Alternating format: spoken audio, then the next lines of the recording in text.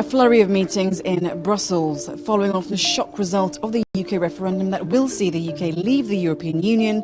The European Parliament convened an extraordinary plenary session to discuss the consequences and way ahead for the UK and Europe.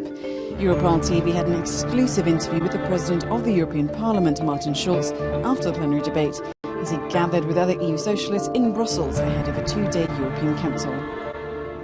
Quickly, your reaction on this extraordinary plenary session. There was lots of sadness, but there was also a pouring of solidarity towards the British people, but also pragmatism that the UK now does need to move forward. Look to the reality on the financial markets, look to the turbulences with the pound downgrading of the United Kingdom by rating agencies. We are in turbulent times and therefore we have no time to lose. The appeal of the European Parliament that the United Kingdom's government should open and trigger Article 50 as soon as possible is, in my eyes, a very important message, and I hope that the Council, together with the Prime Minister of the United Kingdom in the afternoon, will find a roadmap. But there's nothing in Article 50 that forces the UK government to trigger Article 50. So what can the EU do? No, there's nothing in Article 50 which obliges the government in London to trigger Article 50. But we should not forget there was a referendum where the majority of British voters voted to trigger Article 50, opening the negotiations about leave the European Union. We have not a legally binding decision, but there is a referendum which is legally not binding as far as I know, but politically. You mentioned there that this referendum is not legally binding. So is there a chance, possibly, that there could be a U-turn? Is there a chance for a second referendum? I don't know. And this is not up to me as President of the European Parliament to make any comment on it. I take note about the outcome of a referendum, and my experience is that the will of a sovereign decision of people must be respected and taken very serious. Therefore, it makes no sense to speculate about a new referendum if such a result is just 5 days ago.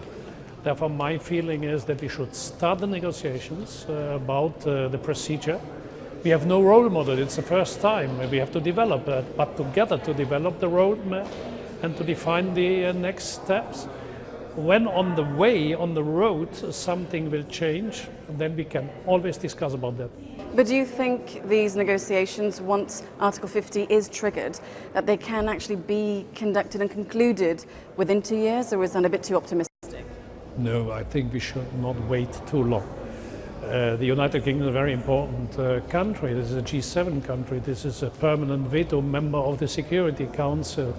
Years and years lasting uncertainty is for sure not good for our economy, neither for our currency, neither for the single market of the European Union, nor for the market of the United Kingdom. Therefore, we should act boldly.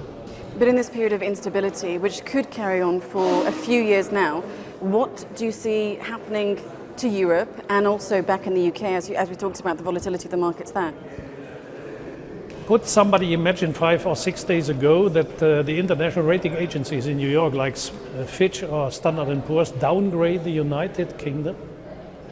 They didn't downgrade the single market of the European Union. There's a high risk to be cut from the biggest single market of the world. Nobody wants to humiliate the United Kingdom. You have to respect also the worries of the government. They have to go to the parliament. They have to define their roadmap. Fair enough, but we should not wait too long. Therefore, the resolution of the European Parliament spoke today about as soon as possible. Now, as a politician, as the President of the Parliament, do you personally feel responsible for the outcome of this UK referendum?